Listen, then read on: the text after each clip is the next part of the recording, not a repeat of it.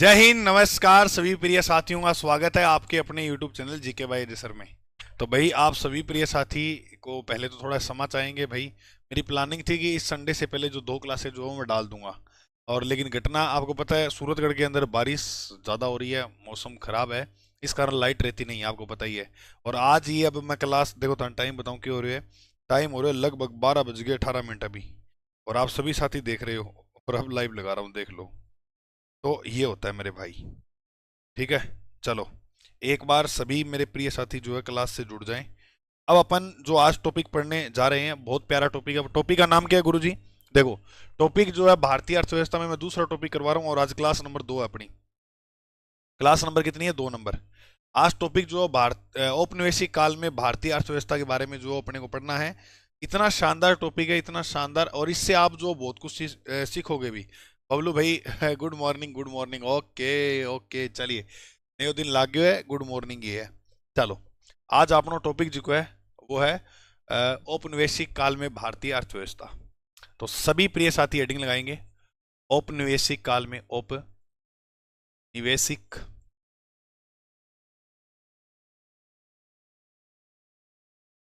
काल में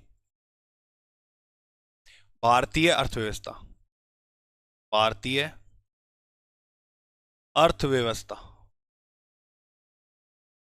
ये अपना आज का टॉपिक रहने वाला है।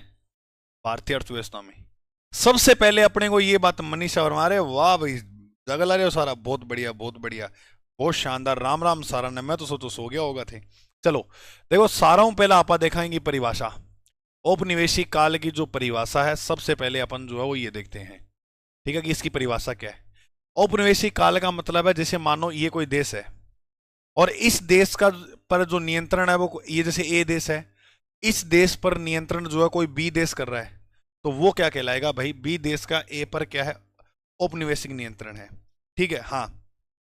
तो ऐसे लिखेंगे, किसी देश की अर्थव्यवस्था पे अन्य देश का शासन, है ना? ठीक है, लिखो लिखो लिखो, जल्दी लिखो। क्या? कि किसी देश की अर्थव्यवस्था पर, देश की अर्थव्यवस्था पर, अर्थव्यवस्था पर, व्यवस्था पर किसी अन्य देश का शासन, अन्य देश का शासन। अच्छा, मैं एक बात और ये बता देता हूं कि ये जो आपको मैं इकोनॉमिक्स पढ़ा रहा हूं, ये इनफ है भाई, ये बहुत ज्यादा इनफ है। और मैं आपको एक बात और बताऊं, जहां वन डे एग्जाम में ये टॉपिक लगते हैं ना, वहां वहां ये इनफ है, बहुत शानदार। 11th क्लास की एनसीईआरटी में पहला ही चैप्टर है ये। 11th क्लास की जो एनसीईआरटी बुक है ना, उसके अंदर पहला ही टॉपिक आपका ये। ठीक है, उसको तो मैंने मार्क्स दिया, उसके साथ साथ स्टैंडर्ड किताब को भी साथ में मार्क्स दिया। वाह सर जी, मान गया था ने, अच्छी रात ने क्लास, वाह सर, दिल से सैल्यूट सर थाने। लव यू टू भाई, love you too, love you too. आपके लिए तो भाई जी जान से लड़ेंगे, क्यों नहीं लड़ेंगे? जब तुम इतने रात को जो है जाग रहे हो, पढ़ रहे हो, तो हम क्यों नहीं लड़ेंगे? है या नहीं? चलो देखो, अब हम बात करते हैं। देखो थाने एक बात बताऊं कि औपनिवेशिक काल ना आप किया बेहतर ढंगू समझा। छोटी सी मेरी बात सुनो ध्यान हो, कि आप अपनी जो भारत की अर्थव्यवस्था पर है, जो दूसरे देश का जो है वो नियंत्रण कैसे हुआ, इसके पीछे क्या रीजन है? देखो ठंठाव है। तो सबसे पहले जो है वो, आपको पता है भारत में कौन आए थे? भारत में सबसे पहले जो आने वाले लोग थे, अंग्रेजी जो ब्रिटिश कंपनियां जो आई थी, उसमें सबसे पहले आए थे पुर्तगाली। पुर्तगाली के बाद जो आए वो आए डच। कौन आए? डच आए ना। फिर आए अंग्रेज। फिर कौन आए? फिर आए अंग्रेज। समझ में आई? चलो, अब देखो, पुर्तगाली में जो सबसे पहला व्यक्ति आया था, वो आया था Vasco D gamma. Vasco D gamma. कोई बात नहीं है, इसे बोलते हैं कि भारत की खोज इसी ने की थी। भारत की जो खोज है वो इसी ने की थी। भारत की जो खोज है वो किसने की थी? वास्को डी गामा, ये बताया जाता है। ठीक है, अब सुनो मेरी बात ध्यान से। ये जो वास्को डी गामा भारत में आया, आकर इसने देखा, और थोड़ी बहुत ये यहां से मसाला वगैरह लेकर गया। और मसाला अपने के भारत के अंदर मसाला वगैरह, मसाला का बगीचा कहते हैं भारत में। खान पीन में अपने ये मान लो कृषि के मामले में भारत पूरी दुनिया में नंबर 1 पे था उस समय। कृषि के अंदर अपने कोई भी XYZ ले लो, क्योंकि भारत की पूरी जो जनसंख्या थी, यहां तक भारत की राष्ट्रीय आय भी कृषि के ऊपर जो है वो पूरी टिकी हुई थी। अब सुनना मेरी बात ध्यान से, ठीक है? ये आया, इसने जो है इतनी धूम नहीं मचाई। इसके चलते चलते ऐसे 100 साल बीते, 200 साल, फिर ईस्ट इंडिया कंपनी आई, फिर भी इतना ज्यादा भारत में प्रभाव नहीं देखने को पड़ा। ये लोग धीरे धीरे धीरे धीरे जो है पैर फसार रहे थे। अब सुनो मजे की बात, बस अब आया 1757 का समय, बस यहां से शुरू हो जाता है अपना। 1757 के 100 साल बाद जाएंगे तो आएगा 1857, और 1857 के 100 साल बाद जाएंगे तो आएगा 1957। लेकिन हमारा देश जो आजाद हुआ वो 1947 में। तो लगभग ये मान लेते हैं कि हमने अंग्रेजों के साथ 200 साल की लड़ाई लड़ी। लेकिन भाई साहब ये लोग मार ऐसी मार के गए कि 2000 साल तक की मार मार गए। इन्होंने जो अपना जो यहाँ क्राइटेरिया जो सिस्टम चलाया था, आज भी भारत में वो जिंदा मिल जाएगा। सुनो ध्यान से कैसे, देखो देखो कैसे। 1757 में एक युद्ध होता है और उस युद्ध का नाम है प्लासी का युद्ध। प्लासी का युद्ध। प्लासी के युद्ध में एक अंग्रेज था जिसका नाम था क्लाइव,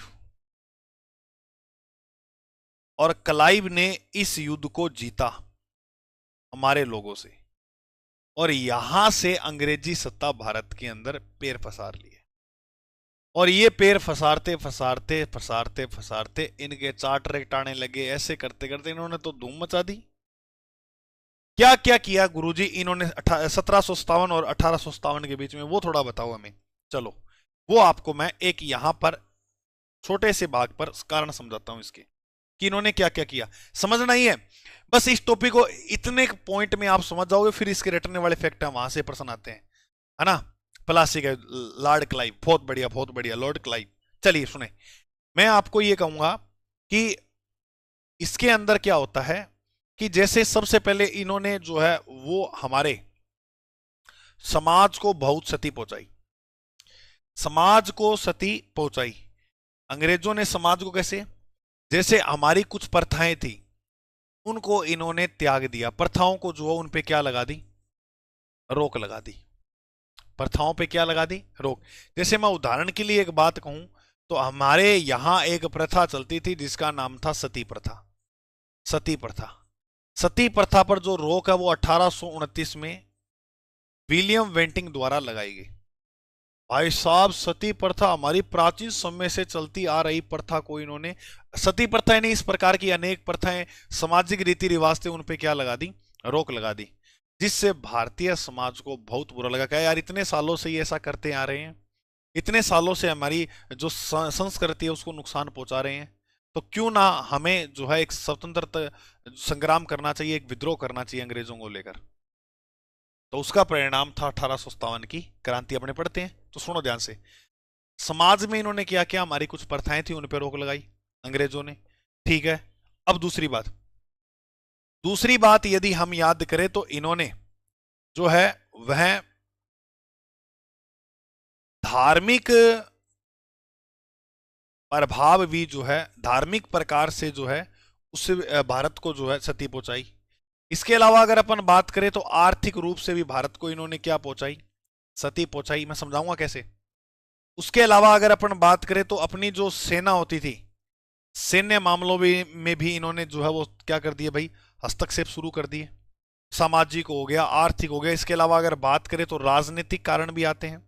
राजनीतिक रूप से भी इन लोगों ने हमें जो है परेशान किया। गुरुजी कैसे? सुनिए ध्यान से मेरी बात को, सुनिए मेरे दोस्त मेरी बात को ध्यान से। काम की बात बताऊंगा बहुत शानदार शानदार। धार्मिक, देखो आपने क्या है कि भारत के अंदर 1813 का चार्टर एक्ट आया था। 1813 का क्या आया था? Charter act. उसके अंदर जो लोग आए थे वो ईसाई मिशनरी आए थे। कौन आए थे? ईसाई मिशनरी। मैं आपको एक बात बताऊंगा मेरे दोस्त, ये मेरा सब्जेक्ट रह चुका है तब इतनी बातें बता रहा हूं, वरना इतनी बातें मिलती नहीं है। इसमें 11वीं एनसीईआरटी पढ़ लो या कोई स्टैंडर्ड पढ़ लो, आप इकोनॉमिक्स में पढ़ के देखना, इतनी बातें आपने मिला कौन की। अरे वाह भाई वाह, इतने साथी लाइव आए हैं, मजा आ गया यार, इतनी रात भर आप जाग रहे हो, है ना। तो सुनो, ईसाई मिशनरियों को भारत के अंदर धर्म प्रचार की, बस इसको याद करना लिखना नहीं है, धर्म प्रचार की क्या दी? छूट। फिर मैं प्रश्न बता दूंगा आपको कैसे आएंगे लास्ट में। धर्म प्रचार की छूट दी कि आप जो है वो जी भर के धर्म प्रचार करो भारत में ईसाई का, और जो लो कन्वर्ट होना चाहिए सही धर्म में उनको कन्वर्ट करो। और यार सोच के देखो, अब आप कोई भी चीज है उसकी एडवर्टाइज करोगे तो वो चीज लोग कन्वर्ट तो होने लग ही जाएंगे। लगभग आधी जनसंख्या को कन्वर्ट कर दोगे आप अगर एडवर्टाइज करोगे तो। जैसे कहेंगे कि हमारे धर्म में ये मिलता है वो मिलता है, ये कैसे ना कैसे करके अपने जो है उसको खींच लेंगे। मैं आपको एक चीज बताता हूँ छोटी सी। एडवर्टाइजमेंट बहुत खतरनाक चीज होती है। अब जैसे कोई टेलकम पाउडर आता है, कोई तेल आता है, या फेयर लवली है, क्या फेयर लवली सच में गोरा थोड़ी कर देती है? लेकिन उसकी एड ऐसी थी जिसने भारत के हर व्यक्ति को प्रभावित कर दिया। आज थे मेरी जितना ही क्लास देख रहे हो ना, तुम सर पे हाथ रख के कसम खा जाओगे तुमने जीवन में कभी फेयर लवली लगाई या नहीं लगाई। कदे तो कदे लगाई दी है। तो क्यों? तो उसकी एडवर्टाइज ने जो है, एड ने जो है वो प्रभावित किया हमें। किया या नहीं किया? बिल्कुल किया। तो ऐसा कैसे हो रहा है? एक मिनट रुको।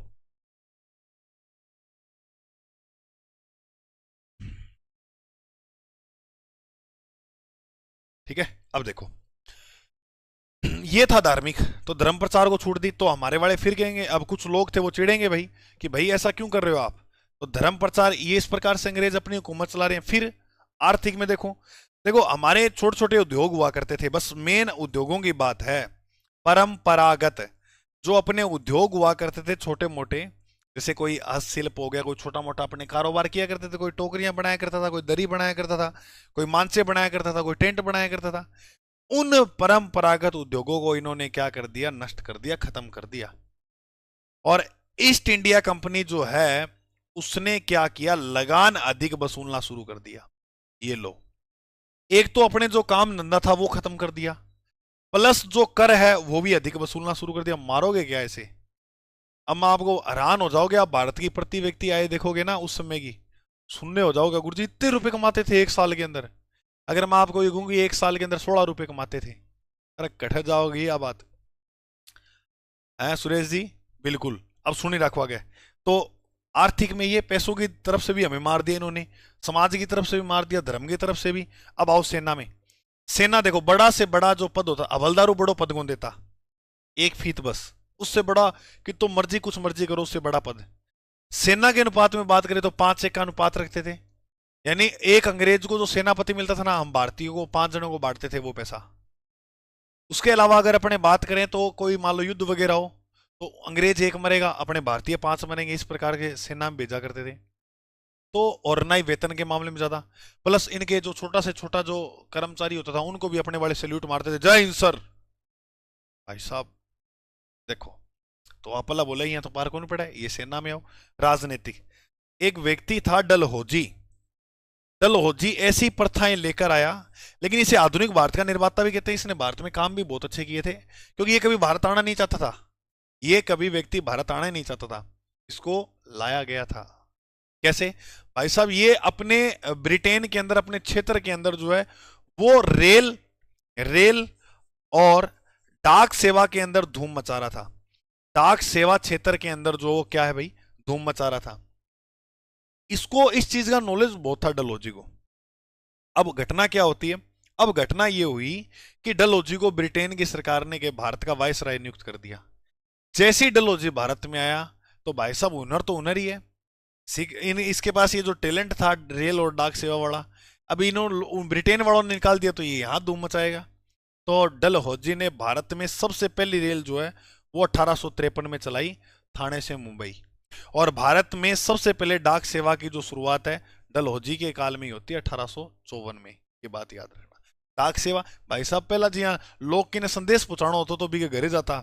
केन है कोई ब्याह शादी को, कोई भी काम है, कोई संदेश पहुंचाना या कोई बात पहुंचानी है, तो वो वहां से चल के जाया करता था, चाहे कितनी दूर है, चाहे 2 दिन लगे 3 दिन, वो वहां जाया करता था उसके पास। लेकिन डाक सेवा ने, आपने सुना ना, ढाकिया रे मारो कागद लिख दे, कागद लिख दे, लिखूं परवानों मारे साजन ने। हाँ, तो वो डाकिया वाला। और सर राजस्थान में रेल कहां चली? राजस्थान में रेल चली थी आगरा फोर्ट से बांदीकुई तक, ठीक है, 1874 में, है ना? ठीक है, तो सुनो मेरे भाई। तो अब अपने आगे बात करें तो याद रखना, ये भाई साहब डलहौजी ने तो धूम मचा दी यहां भी। तो डलहौजी को कहते हैं आधुनिक भारत का निर्माता। क्लियर? समझ में आ गई? ओके शाबाश। चलिए अब मैं आपको ये बात बता रहा था कि देखो अब राजनीतिक में भी हमें परेशान कर रहे हैं, तो ये सारे कारण जो हुए इसका परिणाम था 1857 का विद्रोह। 1857 का क्या हुआ था भाई? विद्रोह। लेकिन यह विद्रोह भी हमसे जीता नहीं गया, अंग्रेज जो है इसके अंदर जीत गए और हमें क्या मिली थी? इसमें भी असफलता मिली। फिर ऐसे करते करते अब जाकर कहीं 15 अगस्त 1947 को हमें इनसे जो है आजादी मिली। हम अंग्रेजों से क्या हुए? स्वतंत्र हुए। तो अंग्रेजों से हम स्वतंत्र कब हुए? 1947। तो अब आपको मोटा मोटा क्राइटेरिया समझ में आ रहा है ना, कितने लोगों ने इन्होंने हमें जो है परेशान किया था। बहुत ज्यादा परेशान किया मेरे भाई, बहुत ज्यादा परेशान किया। अभी देखो, अभी तो आपने मोटा मोटा ये कहानी जो है वो समझी। अब देखना आगे जो चलकर, अब मैं फिर से ना इसको आपको थ्योरिकल मैटर में समझाता हूँ, अलग तरीके से जो है मैं समझाता हूँ। चलिए अब अपन जो है वो बात करते हैं आगे। अब अपन जो है वो आगे बात करते हैं क्या भाई, कि ये जो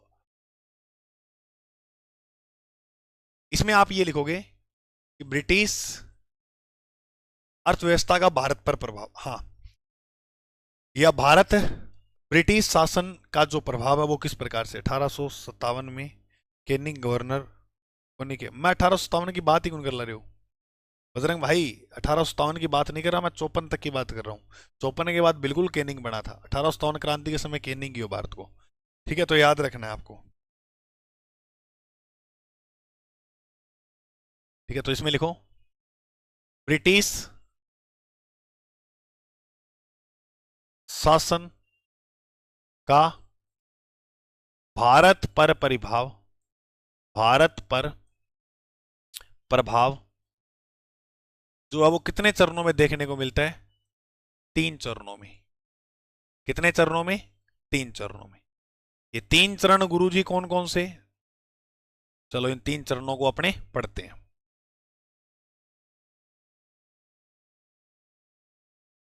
ये 3 चरण जो है वो अपने पढ़ते हैं।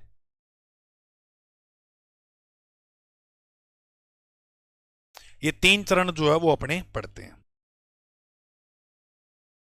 सबसे पहले लिखो वाणिज्य उपनिवेश।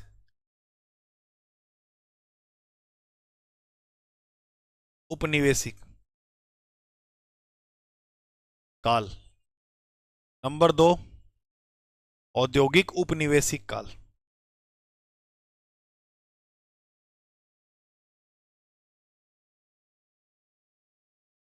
और नंबर 3 पर यदि हम बात करते हैं तो वो आएगा वित्तीय उपनिवेशिक। अब एग्जामिनर जो है इसका समय पूछता है। क्या पूछता है? समय। कि बताइए कि वाणिज्य उपनिवेशिक जो काल था, जो समय था, वो कब से कब तक? तो मैं थाने बताया 1757 का कहानी चाल है, एक 1813 तक काल रखना है। ये जो काल था वो क्या कहलाता है? वाणिज्य उपनिवेश का काल। औद्योगिक की अगर बात करें तो देखो 1757 में वाणिज्य के रूप में हुए, लेकिन बी के बाद उद्योगों का विस्तार हो गया 1813 के बाद। तो 1813 से याद रखना 1858 तक जो है वो अपने औद्योगिक उपनिवेशिक काल देखते हैं। और वित्तीय उपनिवेशिक काल के बाद रेल वगैरह क्षेत्र के अंदर काम होने लगे, डाक क्षेत्र में काम होने लगे। वित्तीय जो उपनिवेशिक काल आया, जैसे बैंकिंग सेक्टर वगैरह भी आ गए, औद्योगिक नीतियां भी आ गई थी, वो था 1858 से 1947, ये काल। समझ में आई बात? Okay okay okay.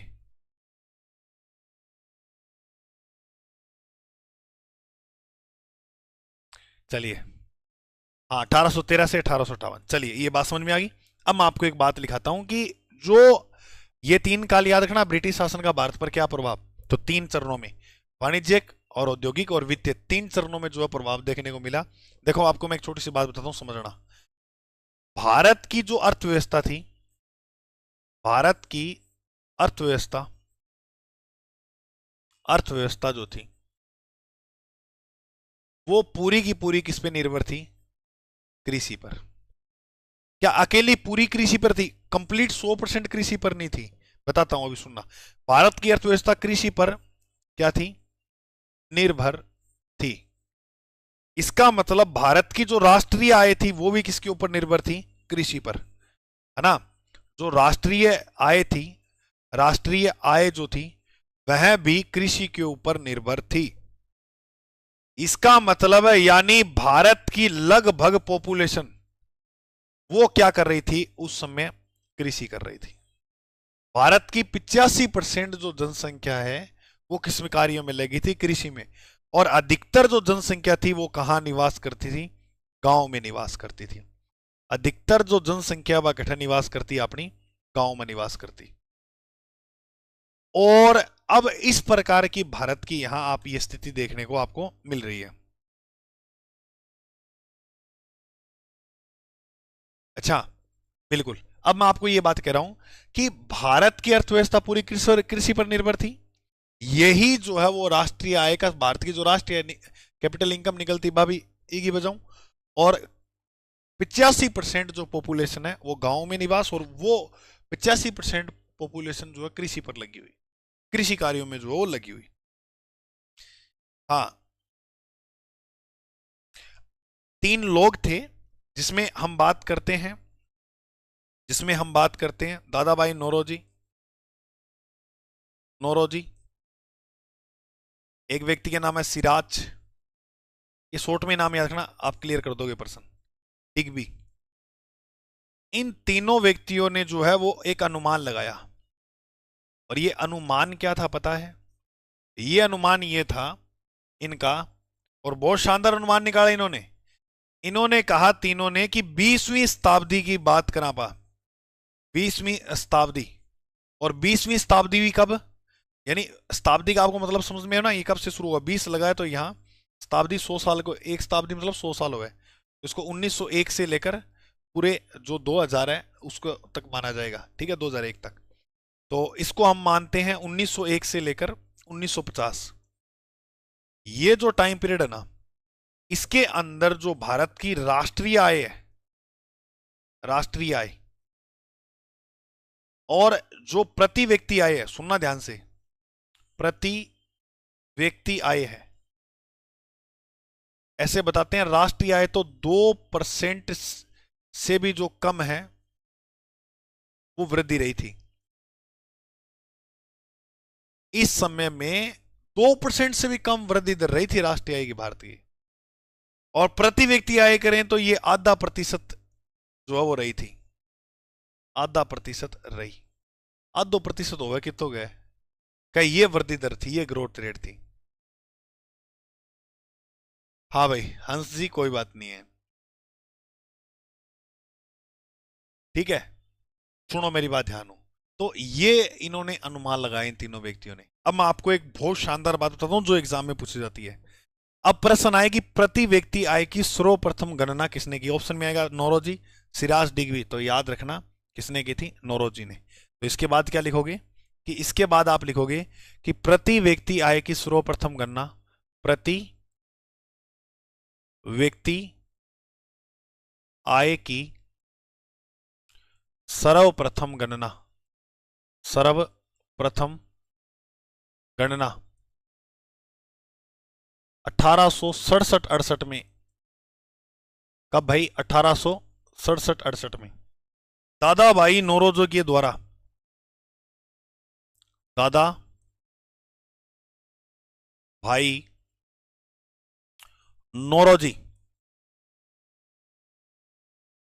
द्वारा की जाती है, द्वारा की जाती है। दादा भाई नौरोजी क्या कहते हैं? दादा भाई नौरोजी कहते हैं कि भाई साहब उस समय जो अपनी राष्ट्रीय आय थी, इन्होंने जो आंकड़े निकाले, राष्ट्रीय आय के भी निकाले,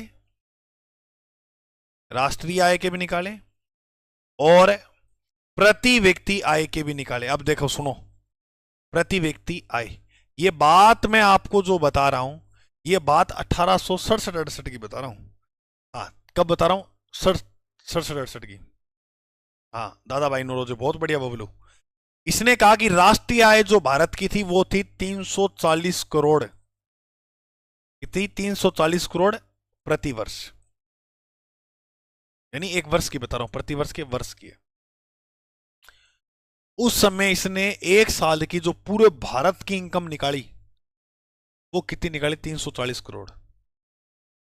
सोच के देखो, पूरा भारत की 340 करोड़ है।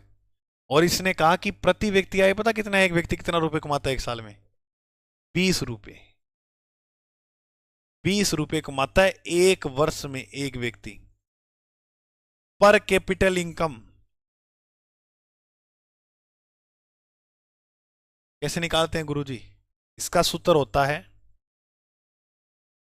कुल जो राष्ट्रीय आय होती है उसका भाग देना होता है औसत जनसंख्या में।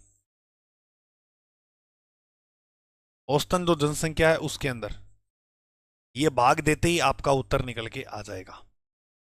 ये भाग देते ही आपका जो उत्तर है वो निकल कर आ जाएगा। हाँ हाँ, बहुत बढ़िया, शाबाश।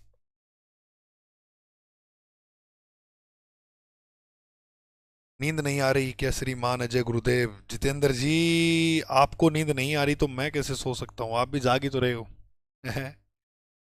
गुरु जी सो जाओ, सो जाएगा यार, ये बड़ी बात है, पढ़ा लिया थोड़ा आधा एक घंटा। हम्म? चलो 20 रुपए, बहुत बढ़िया मनीषा वर्मा, बहुत बढ़िया। अब देखो, अब आपको जो याद रखना है, एक मिनट दोस्तों, 200,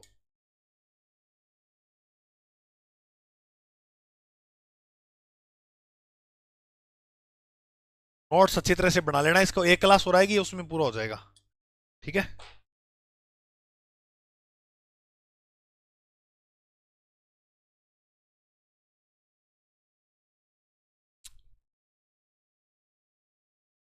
अब देखो, अब हम बात करेंगे स्वतंत्रता के समय के पास। ये प्रश्न बनेंगे यहां से, ठीक है? ये आंकड़े पूछे जाएंगे इसमें। जैसे अगर अपने बात करें 1947-48 की, तो उस समय जो है वो राष्ट्रीय आय कितनी थी और प्रति व्यक्ति आय कितनी थी? इस समय हमें जो है आप बता दो कि राष्ट्रीय जो आय थी अब वो कितनी। इसके अलावा आप हमें ये बताना कि प्रति जो व्यक्ति आय है वो कितनी। 4,931 करोड़ तो थी उस समय प्रति व्यक्ति आय, सॉरी राष्ट्रीय आय। प्रति व्यक्ति आय जो थी वो 250 से 300 रुपए। अच्छा, इधर कई जगह 230 भी मिलता है, तो लोड मत लेना ज्यादा। गुरु जी कैसे? क्योंकि देखो, एक व्यक्ति जो है उसका अनुमान लगाया गया कि वो एक साल में 250 से 300 के बीच में जो है वो रुपए कमाता। कितने? 250 से 300 के रूप में, ठीक है? जितेंद्र जी आप लेवल 1 के हो तो आपके लिए तो ये नहीं है क्लास, क्योंकि आपके नहीं आता ये। लेवल 1 वालों के लिए भी मैं शुरू करूंगा, ठीक है? स्टैटिक जी के टाइम में वो सारा ना अंतरिक्ष यात्री वगैरह, वो सारे जो है वो मैं आपको करवा दूंगा। 4,931, बहुत बढ़िया, बहुत बढ़िया, ठीक है? अब देखो, वर्तमान में अगर अपने बात करें ना, प्रति व्यक्ति आय कितनी है, मैं आपको छोटा सा एग्जांपल देता हूं। तो 2 लाख लगभग, ये मान लो 2 लाख के आसपास आपको ये जो आय है वो देखने को मिल जाएगी। 2 लाख के आसपास, 2,05,324, ये है प्रति व्यक्ति आय वर्तमान में 2024-25 में। 2024-25 में पर कैपिटल इनकम जो है वो इतनी है। अब देखो, आज को एक व्यक्ति देखो और एक देखो आजादी के समय का, एक साल में 250 रुपये कमा रहा है। आज आपा लिखा ना कोई फार्म वगैरह बना कि 2 लाख से कम आय है ना, तो प्रति व्यक्ति आय जो है वो कितनी है? ये लगभग 2 लाख मान के चलो। तो कम है क्या भाई? हैं? और उस समय देखो, कभी एक टाइम था जब 20 रुपए कमा रहा था मेरा भाई एक साल का, फिर धीरे धीरे वो 250 पे आया, और अब देखो 2 लाख पे आ गया। आगे और भी बढ़ेंगे, आगे और भी ये जो प्राइस है वो आपको बढ़ोतरी देखने को मिलेगी। अब देखो वृद्धि कैसे हो रही है उस समय। अब ऐसा क्यों हुआ गुरु जी? क्योंकि अंग्रेजों ने मेंटली भी हमें परेशान कर रखा था। मतलब अगर हम कोई तरीका अपनाते थे, हम कोई चीज सोचते थे ना कि हम ऐसा करेंगे, तब ये कोई दूसरी ऐसी बात लाते थे कि हमारा ध्यान सारा उधर की ओर हो जाता। उधर हम सोच ही नहीं पाते। जैसे ही हम कोई विद्रोह करने के लिए उठते थे, ये कोई नया कोई इस प्रकार से कानून ला देते थे, या ये आपस में अपने लोगों को लड़ा देते थे कि भाई ये उधर सोच ही ना पाए कि हमारे लिए विद्रोह भी करना है या नहीं करना। प्लस दूसरी बात ये थी कि ये लोग जो है शिक्षा से हमें बहुत ज्यादा दूर जो है वो रख रहे थे, शिक्षा से बहुत ज्यादा दूर रख रहे थे उस समय। मैं आपको एक छोटी सी बात बताता हूं, सर जी किसान क्या आए, किसान की आए, इसमें सारी कंप्लीट मैंने बता दी है पूरे भारत की। वैसे तो उसमें टॉपिक में पूरा जाना पड़ेगा ना लड्डू जी, है ना। हाँ, हाँ।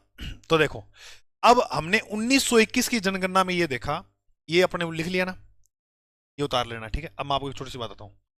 1921 की जनगणना जो हुई थी उसके अनुसार मैं आपको मोटा सा एक आंकड़ा बताता हूं, छोटा सा एक आंकड़ा बताता हूं कि भारत में इस समय बता रहा हूं, 1921 की बात कर रहा हूं, और इन्होंने तो कितना ही पैर पसार लिए। 16% भारत की क्या थी, साक्षरता थी। और वर्तमान में हुई है 2011 की जनगणना, भारत की साक्षरता है 73%। एक 16 और एक 73, यानी 100 में से कितने लोग पढ़े लिखे, 16 लोग। और वो पढ़े लिखे पूरे नहीं, साक्षर का मतलब हुआ 7 वर्ष से ज्यादा उम्र का बच्चा जिसे अक्षर का ज्ञान हो, पढ़ना आता हो और लिखना आता हो। है गुरु जी गर्मी बहुत है, कोई बात नहीं है मनीषा, सो जाओ, कोई बात नहीं है, कोई बात नहीं है, ठीक है, सुबह लगा लेना क्लास। तो 100% से जो है वो कितनी कर दी, 16%। तो अब देख के चलो, आप सोच के चलो, ये बात है कि साक्षरता जो है वो कहां पर ले आए ये लोग, 16 पे ले आए। मतलब 16 लोग ही पढ़ा लिखा, तो विद्रोह कौन करेगा।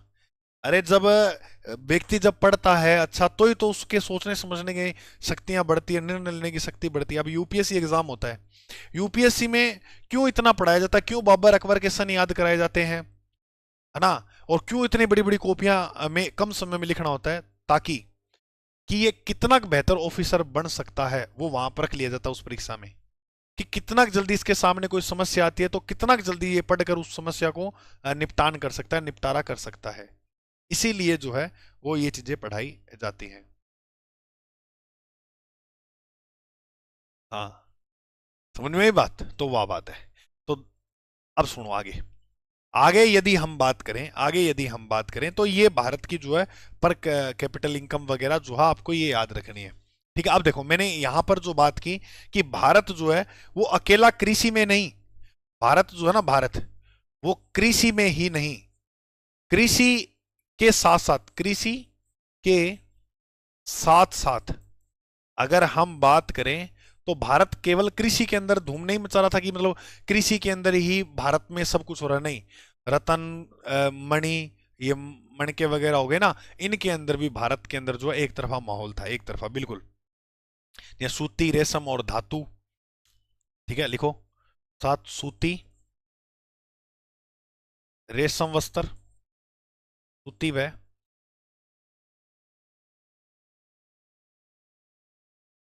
रेशम वस्त्र। इसके अलावा आप ये लिखोगे कि धातु आधारित तथा आधारित, क्योंकि धातु को चीज बने बा, तथा बहुमूल्य, तथा बहुमूल्य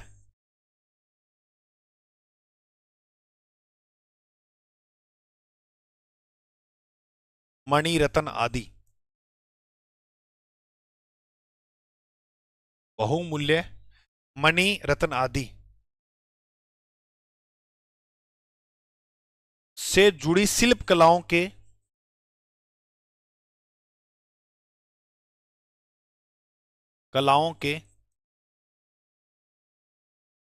उत्कृष्ट केंद्र, उत्कृष्ट केंद्र के रूप में, उत्कृष्ट केंद्र के रूप में विश्व भर में प्रसिद्ध था, विश्व भर में प्रसिद्ध था। अरे भारत केवल कृषि में नहीं, इसके अलावा अगर अपन बात करें तो भारत जो है वो सूती वस्त्र, रेशम वस्त्र, धातु आधारित कोई चीज बनानी है, या बहुमूल्य मणिरत्न आदि से जुड़ी शिल्प कलाओं के उत्कृष्ट केंद्र के रूप में विश्व भर के अंदर फेमस था। यानी हाथों जगह जवारात वगैरह बनाए, और आज भी देखना आप, आज भी अगर जो सैलानी अंग्रेज वगैरह आते हैं ना यहाँ घूमने के लिए, तो वो कोई जींस पैंट खरीदने नहीं आते, वो अपने यहाँ हाथों से बनी हुई जो चीजें हैं उसको खरीदने के लिए आते हैं। सासूती वस्त्र धातु आधारित बहुमूल्य रत्न आदि। हाँ जी बिल्कुल एम एस लड्डू जी, बहुत बढ़िया, नमस्ते। नमस्ते जी। अरे थे जागल आ रहे हो गए अभी हैं, पढ़ ला रहे हो सारा, तो यूं बड़ी बात और क्या होगी। अब देखो आपको एक बात बताता हूँ, तो अब नोट लगा के एक बात लिखोगे आप इंपॉर्टेंट। बंगाल का जो सूती वस्त्र उद्योग है, बंगाल का सूती उद्योग, अब बंगाल की राजधानी होती ढाका, बंगाल की जो राजधानी वो क्या, ढाका। और जो ढाका था वो पता किसके लिए फेमस था, मुलायम वस्त्र के लिए, विश्व भर में फेमस था ये मुलायम। 11वीं क्लास एनसीईआरटी में ये बात लिखी हुई इंपॉर्टेंट है, मुलायम वस्त्र के लिए जो है ढाका विश्व भर के अंदर जो क्या था, फेमस था, प्रसिद्ध था ना।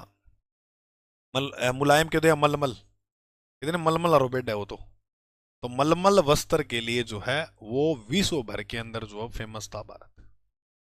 तो छोटी मोटी चीज तो को नहीं है तो कोई तगड़ी चीज ही भारत। चलो तो बताओ, आज इसको 2 क्लास में करेंगे अपने। तो आज जो मैंने आपको बात बताई, यहां तक आपको कहानी समझ में आई क्या, सभी साथी बताओ। एक बार मैं पूरा रिवीजन मार देता हूं इस टॉपिक का, ताकि शानदार तरीके से ये जो टॉपिक है वो अपना तैयार हो जाए। देखो, किसी देश की अर्थव्यवस्था पर किसी अन्य देश का नियंत्रण होता है तो उसे औपनिवेशिक काल कहते हैं। जैसे भारत में सारों पहला पुर्तगाली में अंग्रेज आयो, जिम बात करा वास्को डी गामा, और ऐसे करते करते अंग्रेजों का तो भारत में आना ही शुरू हो गया। फिर मेन लड़ाई थी प्लासी वाली, प्लासी के बाद अंग्रेजों के पैर भारत में फैल चुके थे, और 100 साल में तो इन्होंने बहुत बड़ा जो है विस्तार कर लिया। अंग्रेजों की ही चलती थी, अंग्रेज की जो है कि यहाँ बैठना है, यहाँ बैठना है, यहाँ खड़े होना है, तो वो चीजें। अच्छा मैं यहाँ राजनीतिक कारण बता रहा था, एक क्या थी, इन्होंने सहायक संधि कर ली अंग्रेजों ने। सहायक संधि को मतलब क्या हुआ है कि जो अपने राजा महाराजा थे ना उनको भी अपने अंडर में ले लिया। से भारत में सहायक संधि करने वाली पहली रियासत थी हैदराबाद। राजस्थान में सहायक संधि करने वाली पहली रियासत थी भरतपुर, भरतपुर का राजा रणजीत सिंह। अब उनको भी अपने अंडर में मिला लिया, मिला लिया नहीं मिला लिया, बिल्कुल मिला लिया। तो वो बात है मेरे भाई, ठीक है। तो इसके बाद 100 साल बाद अपने देखें तो 1857 का विद्रोह किया, उसमें भी हमें असफलता मिली। फिर कहीं 100 साल बाद जाकर हमारा देश जो है वो अंग्रेजों की गुलामी से आजाद हुआ। फिर वहां जाकर कहीं औपनिवेशिक काल जो है खत्म होता है। तो औपनिवेशिक काल में इन्होंने, ये मैंने कारण बताए आपको, ये सारे याद है आपको। फिर मैंने कहा कि ब्रिटिश शासन का जो प्रभाव वो 3 चरणों में देखने को मिलता है, वाणिज्य, औद्योगिक और वित्तीय। फिर इसको मैं समझाने के लिए आपको यहाँ थ्योरी पढ़ाने लगा कि भारत की जो अर्थव्यवस्था थी वो कृषि पर निर्भर थी, और कृषि से सरकार की जो राष्ट्रीय आय है वो निकला करती थी। अब भारत की 85% पॉपुलेशन जो है वो कृषि करती थी, और जो गांव में निवास करती थी वो जनसंख्या। इन्होंने अनुमान लगाया कि भारत में इतनी राष्ट्रीय आय 2% से भी कम जो है वो बढ़ रही है, और प्रति व्यक्ति आय जो है वो आधा परसेंट से जो है वो भी नहीं है, आधा परसेंट ही है प्रति व्यक्ति आय। तो फिर प्रति व्यक्ति आय का सर्वप्रथम गणना जो 1867-68 में दादा भाई नौरोजी द्वारा करते हैं। उस समय ये बताते हैं कि जो राष्ट्रीय आय है वो 340 करोड़, और प्रति व्यक्ति जो आय है वो 20 रुपए। एक साल में एक व्यक्ति की आय जो कितनी है, 20 रुपए। ये ऐसे निकालते हैं, याद हो तो कर लेना, कोई बड़ी बात नहीं है। स्वतंत्रता के समय जो हम राष्ट्रीय आय देखें तो 4,931 करोड़, 4,931 करोड़, 4,931 करोड़। प्रति व्यक्ति आय 250 से 300 रुपए। वर्तमान में देखो प्रति व्यक्ति आय कितनी है, 2 लाख के आसपास है। अच्छा फिर 1921 की जनगणना में, अब ये अंग्रेज जो है हमें कोई सोचने नहीं दे रहे थे, समझने का टाइम नहीं दे रहे थे, फिर ज्यादा पढ़ा लिखा कौन है। अब देखो, एक अपने जैसे घर में कोई अनपढ़ है, आप उससे बात करके देखना एक बार, ये तो उसमें आपको ये झलकेगा कि यार ये इतनी ठोस बात कर नहीं रहा है, क्योंकि भाई उसके पास तथ्य नहीं है। अब आप तथ्य पढ़ लिया, आप उदाहरण, अब देखो अपने औपनिवेशिक काल पढ़ा तो कितनी कुछ चीजें सीखी हमने, और हम ये भी समझते हैं कि हमारे साथ कोई चालाकी करेगा तो हम समझ जाएंगे कि भाई ये हमारे साथ चालाकी कर रहा है, क्योंकि अभी हमने पढ़ा है कि अंग्रेज लोग हमारे साथ किस तरह से चालाकी कर रहे थे। ये टॉपिक पूरा पढ़ोगे तो शायद कुछ और भी समझोगे आप। प्लासी का युद्ध सर शायद 1757 में हुआ था। हाँ 1757 ही बता रहा हूँ मैं, प्लासी का युद्ध 1757 ही तो लिखा है, 1757 ही लिखा है भाई, 1757 ही लिखा है प्लासी का युद्ध, ठीक है। फिर मैंने कहा कि भारत कृषि पे निर्भर नहीं था, सूती, रेशम वस्त्र, धातु आधारित तथा बहुमूल्य मणि आदि से जुड़ी जो है शिल्प कलाओं में उत्कृष्ट केंद्र के रूप में विश्व भर में फेमस था भारत। और बंगाल का जो सूती उद्योग है वो राजधानी ढाका मुलायम या मलमल के वस्त्र के लिए जो प्रसिद्ध था पूरे संसार में, रीड साइंस मैथ जी जी।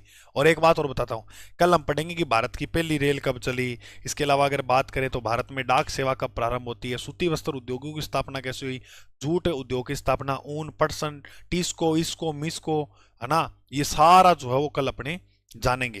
ठीक है, कल इसके अलावा ये भी जानेंगे जो स्वेज नहर है 1869 के अंदर जो शुरुआत की गई।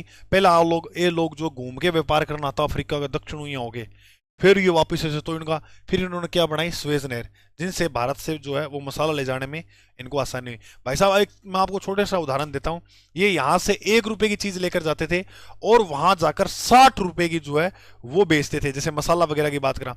फिर दूसरी बात, यहां से जो कच्चा माल है ये कहाँ लेके जाते थे, ब्रिटेन। उस कच्चे माल के कपड़े वगैरह जो तैयार करके उसी को भारत में बेचा करते थे, पता नहीं कितने तिगने चुगने दामों के अंदर, तिगने चुगने दामों में। तो ये सोच के देखो, हमारा माल उसको बस थोड़ा बना दिया और वो हम ही बेच रहे हैं ये लोग, है या नहीं है? क्योंकि भारत वालों को फैक्ट्री स्थापना करने नहीं दी इन्होंने, है या नहीं? क्योंकि भारत को बेचारे तभी उभरेंगे ना, क्योंकि देखो 2-3 फैक्ट्रियों स्थापना कोई फर्क नहीं पड़ता। अब सभी लोग फैक्ट्रियां खोलने लग जाएंगे तो दिक्कत हो जाएगी ना इनके। 12th फेल फिल्म का एक डायलॉग है कि जब ये गरीब लोग ही जो पड़ जाएगा तो नेताओं के लिए परेशानी चुनौती हो जाएगी, है या नहीं है? कि बस यही लोग है जो इनका वोट बैंक है। तो वही बात थी उस समय भी कि जो ये लोग ना तो किसी को आगे आने दे रहे थे उद्योग क्षेत्र में, ना किसी को पढ़ाई के क्षेत्र में आगे आने दे रहे थे, बस लगान लगान लगान लगान लगान लगान।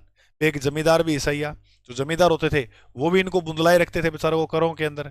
ये बेचारे कृषि जो मजदूर श्रमिक वर्ग के लोग थे वो तो सारा दिन मजदूरी में चल रहा था इनको तो। बस आप ये मानो कि वो सिर्फ ढंग का पेट भी नहीं भर पाते थे पूरे दिन काम कर कर भी। देख लो अब, और तो कपड़े लेना, कोई वो सपना लेना पढ़ने लिखने का, वो तो बहुत दूर की बात है, बहुत दूर की बात है ना? भारत में शायद, हाँ भाई आप सही कह रहे हो, 16 अप्रैल को भारत 1853 में पहली रेल चली थी थाने से मुंबई, 34 किलोमीटर। कल मैं सारी बातें बताऊंगा, ठीक है? तो एक क्लास ये होगी, हो सकता है कल मैं ये इकोनॉमिक्स वाली क्लास जो वो लाइव ले लूँ, एक क्लास और, ठीक है? देखते हैं शाम को 6 बजे मैं ये लाइव ले लूंगा क्लास। ओके, टाइम निकाल के, 6 नहीं तो 7 ले लेगा, 7 नहीं तो 8, 8 नहीं तो कोई निकालेंगे टाइम, दोपहर में ले लेंगे कैसे ना कैसे करके। ओके चलिए, चैनल पर नए हो तो आप इसको सब्सक्राइब कर लो, यहाँ आपको जो है वो विभिन्न जानकारियां जो है एग्जाम संबंधित आपको मिलती रहती है। ठीक है, जो रीट की तैयारी कर रहे हैं उनको तो मैं स्पेशल कहूंगा कि एक अपनी 9 बजे क्लास चल रही है एसएसटी वालों, तुम्हारे लिए वर्ल्ड ज्योग्राफी फ्री करा रहा हूँ मैं। एक बार प्ले लिस्ट में जाकर देखना, मैंने सारी क्लास लगाई हुई है, एक बार क्लास से देखो, मजा आ जाएगा आपको। ठीक है, चलो अभी के लिए सभी साथियों को गुड मॉर्निंग और गुड नाइट दोनों ही है। ठीक है, मिलते हैं कल। और अभी वास्तव में लाइव की संख्या भी अच्छी है, वास्तव पढ़ने वाले तो हैं। तो अब बताओ, तुम कहते हो गुरुजी आप जाग रहे हो, तो मैं क्यों नहीं जागूंगा ये बताओ? अरे भाई साहब, मैं कहता हूँ ना कि आप मेरे साथ 1 कदम चलो, मैं तुम्हारे साथ 10 कदम चलने के लिए तैयार हूँ, हर बार ये बात कहता हूँ। तुम मेरे सिर के ताज हो भाई, तो ताज के लिए क्यों नहीं जागेंगे? ठीक है, अभी मैं एक वीडियो और बनाऊंगा रीट वाले साथियों के लिए, 8 घंटे की जो है वो डेली रूटीन उनको बना के दूंगा पढ़ने का, क्योंकि इनको मैं ही हूँ बस, अब इनका तो जमवत ये हनुमान जी है, इनको जमवत, इनको शक्तियां याद दिलाऊंगा कि ऐसे ऐसे पढ़ना है या नहीं है? चलो मिलते हैं अगली क्लास में, तब तक के लिए जय हिंद, जय भारत।